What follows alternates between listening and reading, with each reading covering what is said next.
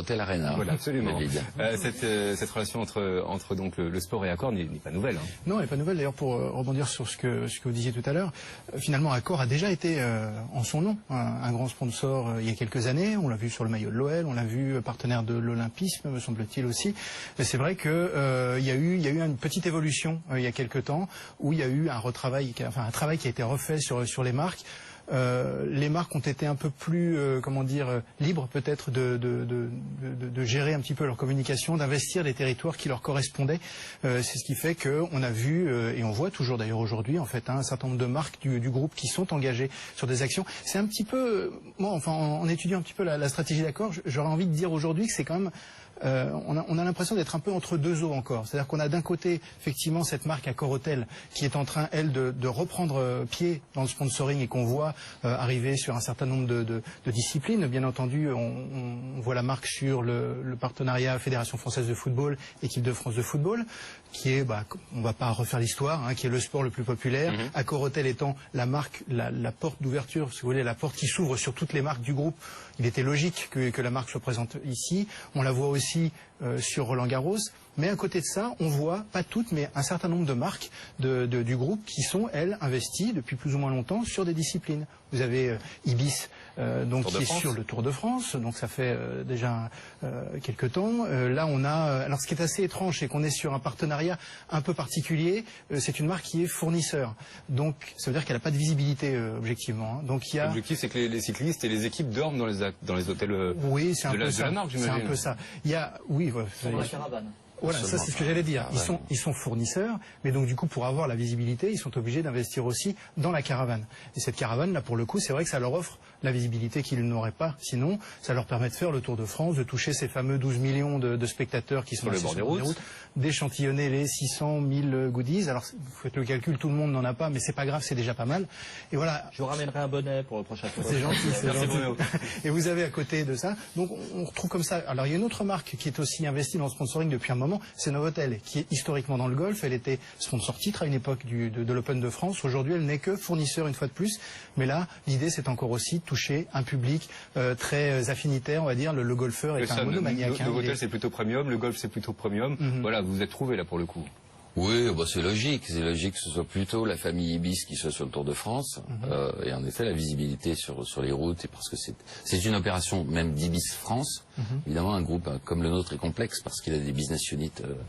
Et Sofitel est plutôt sur des sports comme le golf. Ce sont des terrains d'affinité assez faciles à comprendre. Valérie Potin disait que vous étiez entre deux eaux. Comment on fait quand même pour concilier à la fois ces marques filles, leur communication, en même temps celle du groupe? On ne peut pas faire de choix, mais la seule chose que je peux reprendre dans les propos de Valérie, c'est que parce que nous n'étions que sur les marques filles, évidemment, on avait des opérations Pullman, Sofitel, Novotel, Ibis sur la totalité des sports. Les deux grandes décisions récentes, le partenariat Roland-Garros, c'est Accor Hotel.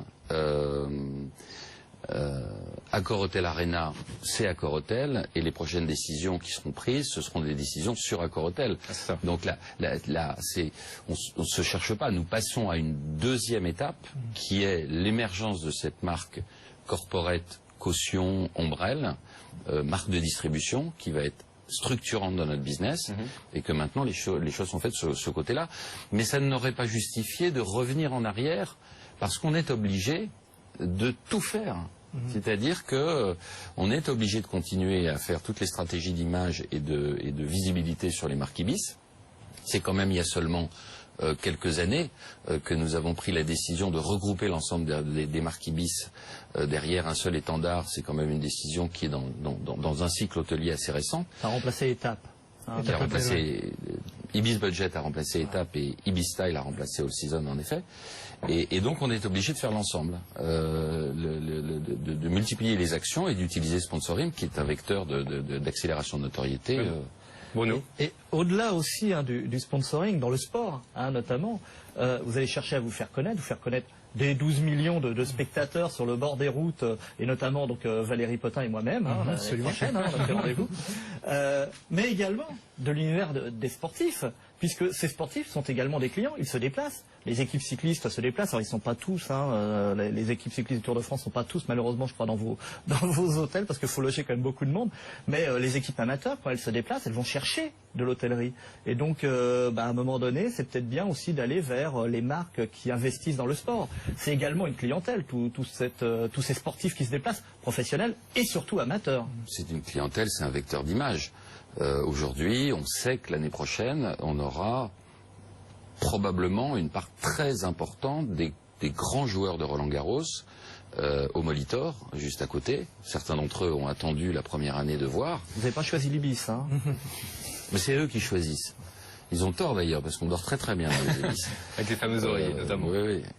Et donc, en effet, ce sont des clientèles, mais on a même un département qui traite l'ensemble des clientèles sportives, les sportifs, les fédérations, le monde culturel, le cinéma, les concerts. Donc on est très attaché à ces clientèles spécifiques qui ont besoin d'un traitement, d'un accueil particulier, qui ont besoin d'équipements, qui ont besoin de pouvoir utiliser la salle de sport et de fitness dans des conditions particulières. Et on est très attaché à permettre ça et être un groupe qui est une offre de qualité pour ces gens-là. Bon, voilà, la boxe, pour les sportifs. La boxe, vous n'êtes pas encore? La boxe professionnelle, la boxe amateur, il paraît qu'on va entendre parler Voilà, de la boxe justement, je voulais amateur. poser la question. La boxe, c'est pas encore, non, c'est pas encore. Si, je suppose, je sais pas tout, je suis convaincu que quelque part dans le monde, nous avons des grands boxeurs dans nos hôtels. Bon, mais laissez-moi le vérifier. Alors, vous le disiez. Je reviens la semaine Vous prochaine. disiez effectivement, on va parler de boxe avec vous, Rodolphe Bonas. Chaque semaine, vous nous faites un focus sur